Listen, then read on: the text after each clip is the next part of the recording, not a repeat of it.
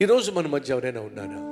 కొంచెం తినడానికి తిండి ఉంటే చాలు, ఇంకేం కోరుకోవటల్లా, ఐశ్వర్యాన్ని కోరుకోవటల్లా, ఆస్తిపాస్తులు కోరుకోవటల్లా, కనీసం 2 పూట్ల తినడానికి తిండి ఉంటే చాలు, కట్టుకోవడానికి వస్త్రాలు ఉంటే చాలు, ఉండడానికి నేడుంటే చాలు. ఇదా నీ పరిస్థితి? అదే ఆనాడు యాకోబు పరిస్థితి. అటువంటి స్థితిలో యాకోబు ఉన్నప్పుడు దేవుడు అతనికి తోడయ్యాడు.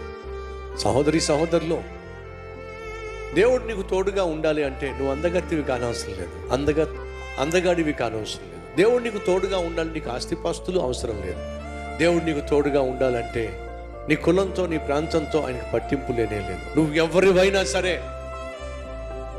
ఎంత పేదవాడివైనా సరే, పేదదానివైనా సరే, అందం ఉన్నా లేకపోయినా సరే, ఆరోగ్యం ఉన్నా లేకపోయినా సరే, అందరూ ఉన్నా లేదా ఏకాకిగా ఉన్నా సరే, నీకు అండగా ఉండే దేవుడు ఉన్నాడు. ఆయనే ప్రభు అయిన యేసుక్రీస్తు.